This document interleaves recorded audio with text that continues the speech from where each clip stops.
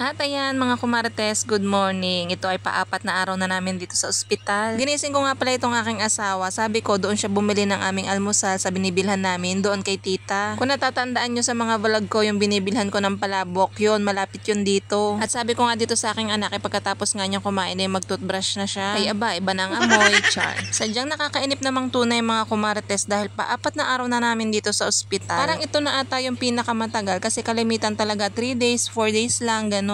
At ayan, pagkatapos nga nilang kumain, ngayon pa nga lang dumating yung rasyon. At ang rasyon nga pala natin ngayon ay meron tayong sopas, meron pandesal na may palamang cheese, meron ding gatas at saka saging. At yung aking asawa nga ay pagkakain niya ay umalis na nga din dahil nga may trabaho pa sila. Hindi pwedeng hindi siya tatrabaho. Nako, Diyos ko, kung parehas na kaming titigil ay paano na kaya? At ayan, para nga malibang ay nanonood nga siya dito sa Cinema One. Kahit papano nga kapag ka-comedy ang palabas ay hindi masyadong naiinip. At ayan, napadaan nga pala dito si Tito TJ niya. Meron nga pala siyang dinaanan na trabaho sa baba, kaya naman ayan, napadaan na nga dito sa taas. Mga kumarites, kapag ka naiinip nga pala ako dito sa ospital, dito nga pala ako tumatambay sa may bintana. Dito nga rin kasi may signal, kaya naman ayan, hindi ko mapigilang hindi videohan ang view dito. Pero kung naandun nga tayo sa suite room, kitang-kita nga yung view na yan. At ayan, ng mga bandang tanghali na, dumating na nga ulit itong ating rasyon. Meron namang sabaw, may karne, at meron din prutas na peras. Ang rasyon nga pala nilang pagkain mga kumarites ay depende kung ano yung sakit ng inyong pasyente. Kagaya nga nung anak ko, yung kanya ay dengue. Kaya ang kailangan niya yung mabilis magpataas ng platelet niya. Kaya kung mapapansin nyo, laging may sabaw yung kanyang rasyon. Tapos palaging may saging, tapos merong gatas. So ayan, nung naandun na nga si inay, umalis na nga ulit ako at pupunta nga ako sa bahay. Kada tanghali nga napunta nga yung aking biyanan sa ospital at kahalili ko nga sa pagbabanday kay Kurt. Pero sa hapon naman ay nauwi din. At dahil paapat na araw na namin sa ospital, hindi pa rin nataas yung kanyang platelet. Ay naku mga kumarites, napainom na namin ng tawa-tawa, napakain na namin ng itlog, hindi pa rin talaga nataas. Tapos hindi pa siya nadumi, kaya sabi ko maipagtimpla nga nitong barley na may gatas. Alam nyo ba na tinigilan ng anak ko ang pag-inom nito? Alam nyo ba kung bakit? Dahil yung dumi daw niya ay malambot. Sabi ko naman mas maganda nga yun kesa naman tibi. Ay pasintabi po sa mga kumakain dyan. At nung isang araw pa nga nagre-request ng fries yung aking anak dito sa Jollibee. Kaya ayan, pagkatapos ko nga maligo nagpadaan nga muna ako dito sa aking asawa at para nga maka-order na din. Umorder na nga din ako ng aming kakainin para mamaya sa hapunan. Minsan kasi nakakatamad na nga rin magluto, kaya mas maganda yung luto na yung bibilhin. Nung isang araw, siomai tsaka sisig. Tapos nung isang araw naman, barbecue. Minsan si inay kapag ka nga napunta dito, may dala na nga rin pang ulam. Kaya yun, minsan yun na lang yung kinakain namin. Hindi ko pa nga kasabay yung asawa ko sa pagpunta dito dahil mamamahinga pa nga yun at maliligo pa. Minsan kasi mga kumarites, yung aking anak nananawa na sa rasyon dito sa ospital. Kaya ayan, ngayong araw para maiba naman, bida ang saya muna.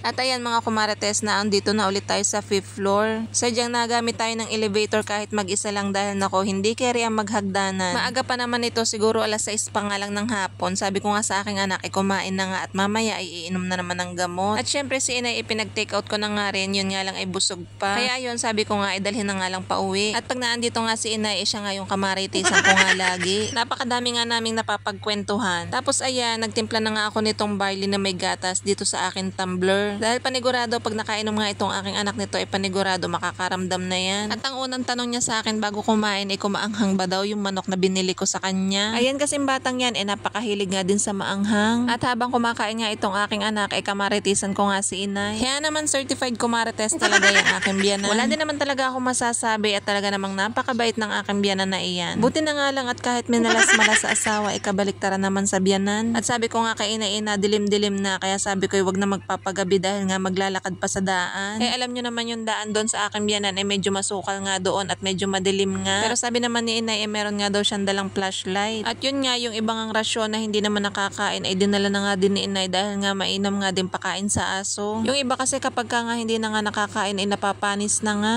At inantay ko nga lang si inay na makasakay bago nga ako umakyat nga ulit sa taas. Magkakapit pa nga lang ang delay, maigi na nga lang at medyo may liwanag pa ng kaunti. Pagkalis nga ng jeep na sinasakyan ni inay tsaka naman ako lumakad ulit paakyat. Syempre hindi tayo maghahagdanan. Sasakay ulit tayo sa elevator. Sana sa company namin pwedeng gamitin na rin yung elevator para hindi na kami umakyat ng hagdanan Pero buti na nga lang at naawa sa mga buntis dahil nakakaawa talaga ang mga buntis kung aakyat ng 4th floor. Pero syempre dapat buntis ka bago ka makasakay ng elevator. Alam nyo na, magpapanggap tayong buntis. Hoy, charot lang. Charot lang naman at baka mamaya ay magkatotoo. Sus, nagtutulog-tulugan. Nakala mo na may tunay. Pero pamula nga nung na-hospital yan maaga nga yung natutulog matulog. Minsan 8:30 tulog na yan. Medyo mababa nga din kasi yung hemoglobin niya dahil nga nako nung bakasyon ay puyat ng puyat. Kaya nako hindi na pwede kay inay ang late laging matulog. Ay aba, lumabas nga ako dito sa may labas at nagpasabog na nga. Ang sabi na nga sa hula eh.